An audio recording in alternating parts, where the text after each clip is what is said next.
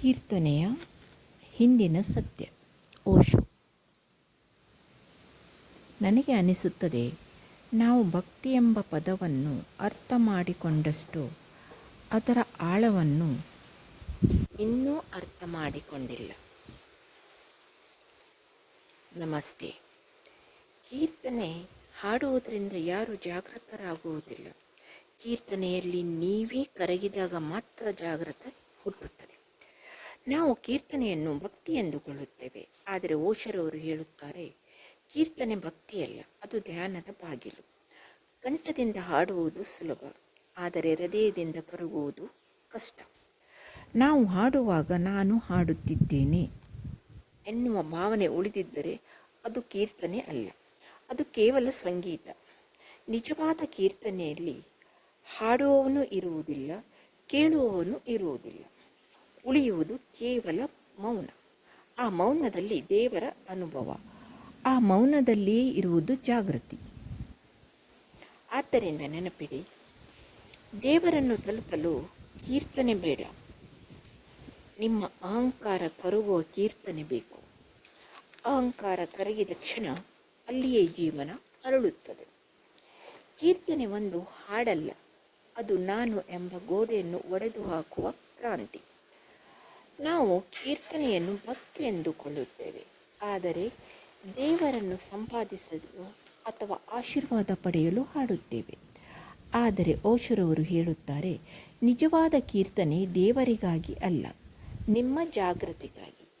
ಕೀರ್ತನೆಯ ಉದ್ದೇಶ ದೇವರನ್ನು ಸಂತೋಷಪಡಿಸುವುದಲ್ಲ. ಯಾವಾಗ ನೀವು ಹಾಡಿನಲ್ಲಿ ಸಂಪೂರ್ಣ ಕರಗುತ್ತಿರೋ ಆಗ ಹಾಡುವವನು ಉಳಿಯುವುದಿಲ್ಲ, ಕೇವಲ ಹಾಡು ಮಾತ್ರ ಉಳಿಯುತ್ತದೆ. ಅದೇ ಧ್ಯಾನದ ಆರಂಭ. ಅಹಂಕಾರ ಇರುವವರಿಗೆ ದೇವರ ಅನುಭವ ಸಾಧ್ಯವಿಲ್ಲ. ಕೀರ್ತನೆ ಎನ್ನುವುದು ಅಹಂಕಾರವನ್ನು ಕರಗಿಸುವ ಸಾಧನೆ. ಸಂಗೀತ ಕಿವಿಗೆ ಮಾತ್ರ ತಲುಪಿದರೆ ಅದು ಮನೋರಂಜನೆ, ಅದೇ ಸಂಗೀತ ಹೃದಯಕ್ಕೆ ತಲುಪಿದರೆ ಅದು ಪ್ರಾರ್ಥನೆ, ಮತ್ತು ಅದೇ ಸಂಗೀತ ಆತ್ಮದೊಳಗೆ ಇಳಿದರೆ ಅದೇ ಜಾಗೃತಿ. ಆದ್ದರಿಂದ ಕೀರ್ತನೆ ಹಾಡುವಾಗ ಪದಗಳಿಗಿಂತ ನಿಮ್ಮ ಉಪಸ್ಥಿತಿ ಮುಖ್ಯ, ಧ್ವನಿಗಿಂತ ನಿಮ್ಮ ಮೌನ ಮುಖ್ಯ, ರಾಗಕ್ಕಿಂತ ನಿಮ್ಮ ಸಮರ್ಪಣೆ ಮುಖ್ಯ. ಓಶೋ ಹೇಳುತ್ತಾರೆ, ನೀವು ಕೀರ್ತನೆಯಲ್ಲಿ ನಿಮ್ಮನ್ನು ಮರೆತ ಕ್ಷಣವೇ ನಿಮ್ಮ ನಿಜವಾದ ಸ್ವರೂಪದ ಮೊದಲ ದರ್ಶನವಾಗುತ್ತದೆ. ಹೀಗಾಗಿ ಪ್ರಶ್ನೆ ಇದು, ನಾವು ಕೀರ್ತನೆಯನ್ನು ಹಾಡುತ್ತಿದ್ದೇವೆಯಾ ಅಥವಾ ಕೀರ್ತನೆ ನಮ್ಮನ್ನು ಹಾಡುತ್ತಿದೆಯಾ? ಇದರ ಉತ್ತರ ಸಿಕ್ಕ ದಿನ ಜೀವನವೇ ಜಾಗೃತಿಯಾಗುತ್ತದೆ. ಜಾಗೃತಿ ಹೊರಗಿನಿಂದ ಬರುವುದಲ್ಲ, ನಾನು ಎಂಬ ಕರಗಿದ ಕ್ಷಣವೇ ಅದು ಒಳಗಿನಿಂದ ಅರಳುತ್ತದೆ. ನಾನು ಎಂದರೆ ಅಹಂಕಾರ. ಕೀರ್ತನೆ ಎಂದರೆ ನಿಜವಾಗಿಯೂ ಏನು?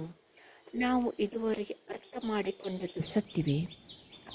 ಒಂದು ವಿಚಾರ ನನ್ನ ಗಮನ ಸೆಳೆಯಿತು. ನಾವು ಕೀರ್ತನೆ ಎಂದರೆ ದೇವರ ಮುಂದೆ ಹಾಡುವುದು ಎಂದುಕೊಳ್ಳುತ್ತೇವೆ. ನಾನು ಒಂದು ಕಾಲದಲ್ಲಿ ಹಾಗೆಯೇ ಅರ್ಥ ಮಾಡಿಕೊಂಡಿದ್ದೆ. ಅನಂತರ ನನ್ನ ಅನುಭವದ ಮೇಲೆ ಕೀರ್ತನೆಗೆ ಇನ್ನೊಂದು ಆಯಾಮ ಇದೆ ಅನಿಸಿತು. ಓಶೋ ಹೇಳಿರುವಂತೆ ಕೀರ್ತನೆಯ ಉದ್ದೇಶ ದೇವರನ್ನು ತಲುಪುವುದಲ್ಲ, ನಮ್ಮೊಳಗೆ ನಿರಂತರವಾಗಿ ಓಡುತ್ತಿರುವ ಮನಸ್ಸನ್ನು ಸ್ವಲ್ಪ ಹೊತ್ತಾದರೂ ಮೌನಕ್ಕೆ ಕರೆದೊಯ್ಯುವುದು. ಗಮನಿಸಿ, ಕೆಲವೊಮ್ಮೆ ಒಂದು ಹಾಡಿನಲ್ಲಿ ನಾವು ಸಂಪೂರ್ಣವಾಗಿ ಮುಳುಗಿಬಿಡುತ್ತೇವೆ. ಆ ಕ್ಷಣದಲ್ಲಿ ಸಮಯದ ಅರಿವು ಇರುವುದಿಲ್ಲ. ನಾನು ಎನ್ನುವ ಭಾವವೂ ಸ್ವಲ್ಪ ಹೊತ್ತು ಮರೆಯಾಗಿರುತ್ತದೆ. ಓಶೋ ಅದನ್ನೇ ಕೀರ್ತನೆಯ ನಿಜವಾದ ಸೌಂದರ್ಯ ಎಂದು ಹೇಳಿರಬಹುದು. ನನಗೆ ಅನಿಸುತ್ತದೆ, ನಾವು ಭಕ್ತಿ ಎಂಬ ಪದವನ್ನು ಅರ್ಥ ಮಾಡಿಕೊಂಡಷ್ಟು ಅದರ ಆಳವನ್ನು ಇನ್ನೂ ಅರ್ಥ ಮಾಡಿಕೊಂಡಿಲ್ಲ. ಒಂದು ವಿಷಯ ನಿಮ್ಮೊಂದಿಗೆ ಹಂಚಿಕೊಳ್ಳಬೇಕು ಅನಿಸುತ್ತದೆ. ಹಿಂದೆ ನಾನು ಕೀರ್ತನೆಯಲ್ಲಿ ತಲ್ಲೀನಳಾದಾಗ, ಏಕೆ ಎಂದು ಗೊತ್ತಿಲ್ಲ, ನನ್ನ ಕಣ್ಣಲ್ಲಿ ನೀರು ತುಂಬಿಕೊಳ್ಳುತ್ತಿತ್ತು. ಆಗ ಅದರ ಕಾರಣ ಅರ್ಥವಾಗಿರಲಿಲ್ಲ. ಆದರೆ ಇಂದು ಈ ವಿಚಾರ ಅರ್ಥ ಮಾಡಿಕೊಳ್ಳುತ್ತಾ ಹೋದಂತೆ ಅದು ಕೇವಲ ಭಾವೋದ್ವೇಗವಾಗಿರಲಿಲ್ಲ, ನನ್ನೊಳಗೆ ಏನೋ ಕರಗುತ್ತಿರಬಹುದು ಎಂದು ನನ್ನ ಅನಿಸಿಕೆ ಆಗಿತ್ತು. ಇದು ನನ್ನ ವೈಯಕ್ತಿಕ ಅನುಭವ. ನಿಮಗೆ ಬೇರೆ ರೀತಿಯ ಅನುಭವ ಆಗಿರಬಹುದು. ನಮಸ್ತೆ.